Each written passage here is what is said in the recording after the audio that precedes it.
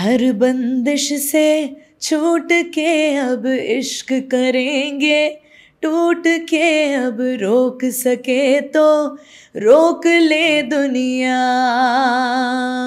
उन्होंने वक्त निकाला, समय निकाला, और ऑन टॉप ऑफ दैट जब उन्होंने हमारे परफॉर्मेंसेस देखे, उनके शब्द जो हैं वो हम सब लोगों के लिए बहुत ही ज़्यादा इम्पोर्टेंट हैं। You don't blame, no no no no claim, सुन मेरी भी तो कहानी। हम दोनों बेमिसाल सज धज के कमाल, बाहें डाले हुए बाहों में जो नाचे, ढिंढोरा बाजे रे।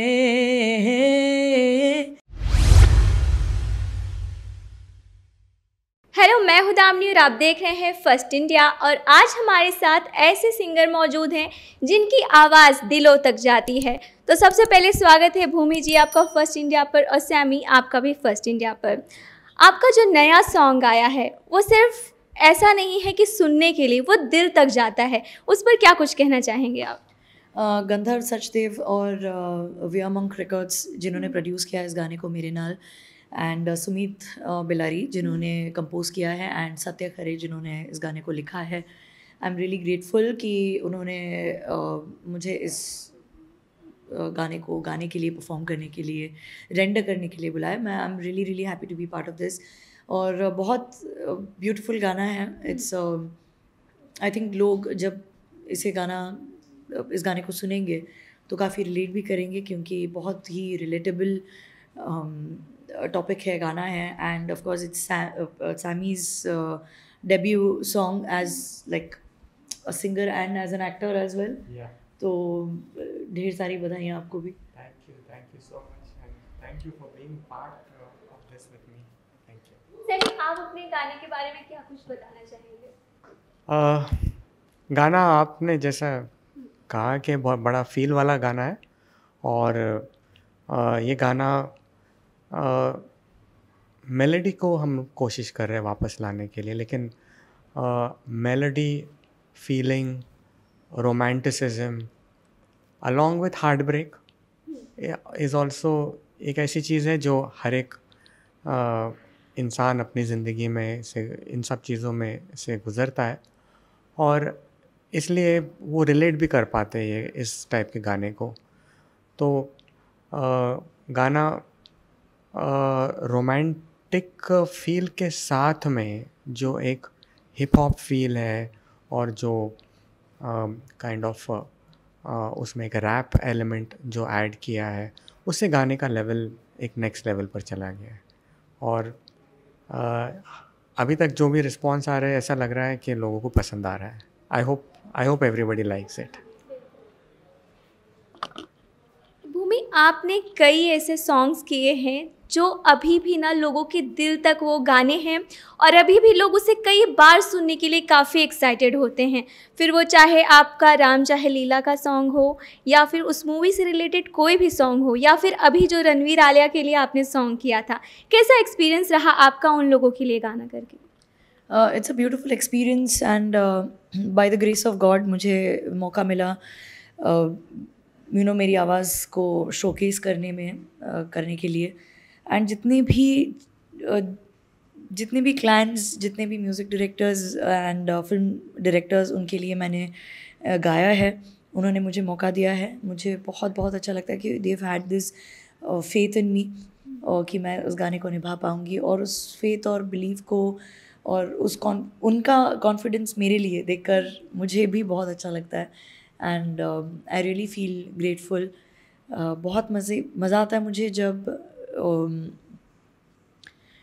लिरिक्स अलग होते हैं, कॉम्पोजिशंस अलग होते हैं, और जिस तरह से उस गाने को मैं निभाने की कोशिश करती हूँ, और जिस तरह से सामने फिर फाइनली जो उसका एक फाइनल प्रोडक्ट जो बन के आता है, तब तो मेरी वो बच्चों वाली खुशी होती है कि ये तो बहुत ही अच्छी प्लेसमेंट और अच्छी जगह पे अच्छे गाने, एंड जो मेहनत है वो रंग लाई है। So I also feel grateful about it.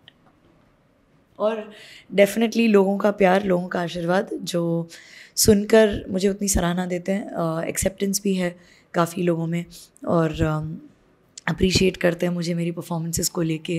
And जब मैं लाइव परफॉर्म करती हूँ, जब पब्लिक शोज़ होते हैं एंड कहीं से क्राउड से कोई एक गाना चिल्लाता है, कोई बंदा दूसरा गाना चिल्लाता है, सो वो एक बहुत ही एक स्वीट सी फीलिंग होती है कि अरे ये लोग they listen to my music, they listen to my songs. और कुछ ऐसे भी गाने जो मैं नहीं एक्सपेक्ट करती हूँ कि शायद सुना भी होगा, लेकिन वो कहीं से कुछ एक ग्रुप में से कुछ लोग होते हैं जो बोलते हैं अरे वो वाला गाना आप गाइए। तो देश के किसी अलग कोने में मैं गाना गा रही हूँ, कोई अलग गाने की रिक्वेस्ट आ रही है, so this a kind of surprise element for me. अभी रिसेंटली एक वीडियो देखा था हमने जिसमें एकनाथ शिंदे आपकी काफ़ी तारीफ करते हुए नज़र आ रहे थे, महाराष्ट्र के सीएम। जब ऐसे स्टेज पे परफॉर्मेंस के टाइम पे आपको इतना अप्रिशिएशन मिलता है तो फिर आपको कैसा फील होता है उस टाइम पे?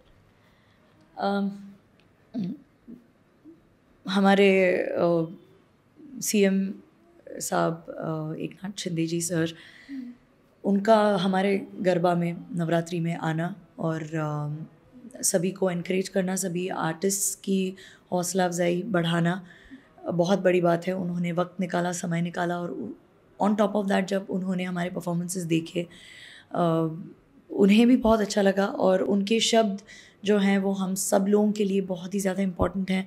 और उन्होंने जो बढ़ावा दिया हमें, और कहते हैं ना कि ऑडियंस का भी रिस्पांस जब उन्होंने देखा, उन्हें भी बहुत अच्छा लगा। एंड 12 बजे तक की परमिशन जो हमारे ऑर्गेनाइजर्स हैं और प्रवीण दरेकर जी, जिन्होंने जो he is the main organiser, जिन्होंने ये पूरे 10 दिन की नवरात्रि में मतलब इतना कंफर्टेबली आर्टिस्ट के लिए, ऑर्गेनाइजिंग टीम के लिए, ऑडियंसेस के लिए, गरबा प्लेयर्स के लिए इतने ब्यूटीफुली उन्होंने जो ऑर्गेनाइज़ किया है, उनके रिक्वेस्ट पे सैटरडे और Sunday definitely, I think Friday और सैटरडे या सैटरडे और संडे कुछ तो था जो 12 बजे तक का टाइम मिल रहा था, लेकिन हमें और भी एक दिन की एक्सटेंशन मिल गई, so I am super happy for that.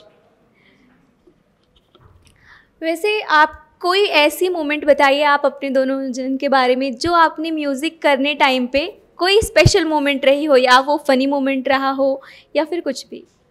मुझे लगता है म्यूज़िक में कभी फ़नी मोमेंट होता ही नहीं, क्योंकि म्यूज़िक जिसको सच में जो बहुत सीरियसली अपनी ज़िंदगी होती है म्यूज़िक को लेके, आई मीन ऑफ कोर्स बहुत आपके एक सवाल में क्योंकि टाइम की कमी भी है तो आप बहुत कुछ पूछना चाहते हैं, लेकिन एक लाइन में आपने कह दिया कि ऐसा कोई फ़नी इंसिडेंट है आपके जहन में कि कहीं पे कुछ हुआ हो पब्लिकली और म्यूज़िक कितना इम्पोर्टेंट है, तो वो दोनों एक साथ आ गया। तो मैं आपको ये बताना चाहती हूँ कि बहुत ब्यूटीफुल जर्नी है, ब्लेस्ड विथ म्यूज़िक, और भगवान की देन है, बस उसे मैं अच्छी तरह से निभाना चाहती हूँ। I just want to be honest with my own self and the music and all my listeners and people whom I work with. That's it, that's the best moment of my life. I think आप कहना चाहेंगे? आप गाने के आप lyrics सुनेंगे तो आप थोड़ा उन फनी मोमेंट्स में भी जाओगे, क्योंकि जैसा the female lyrics are that you don't blame, no claim, सुन मेरी भी तो कहानी। तो वो भी कह रही है कि मेरे साइड की भी स्टोरी भी सुनो। और जिस तरीके से लिरिक्स लिखे गए उतने प्यारे हैं कि वो मतलब आप जब गाना सुनोगे तो आपको लगेगा कि ये मतलब ये रिलेटेबल है और ये मेरे साथ भी होता है। तो वो फ़न भी है, at the same time serious भी है। तो ये सब खुशियाँ आपको मिलेंगी गाने में। गाना तो वाकई में आपने जिस तरह की परफॉर्मेंस अलग सॉन्ग्स में दी है और इसमें आपका जो एक यूनिकनेस देखने को मिल रहा है, आवाज़ देखने को और सुनने को मिली है, परफॉर्मेंस देखने को मिला है, वो तो वाकई में कमाल है। ऐसा आपने जब अब तक जितने आर्टिस्ट के लिए किया है सॉन्ग, उसमें से बेस्ट आपको कौन सा लगा है? ये तो आपका क्वेश्चन हो गया वेस्ट। आपको सारे एकदम बेस्ट लगे हैं? बिल्कुल, मुझे जितने भी गाने मैंने गाए हैं, परफॉर्म किए हैं, लोगों के भी जहन में है। And again I would say very very grateful जिन्होंने मुझे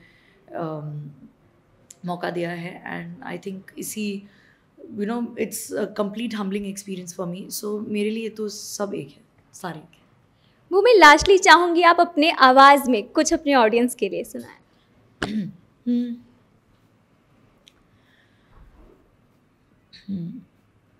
गरबे में आप कौन सा ऐसा गाना गा रहे हो जो फेवरेट है आपका, जो आप हर गरबे में गाते हैं? गरबे में आई थिंक इस साल के गरबे का फेवरेट गाना सबका है ढिंडोरा बाजे रे।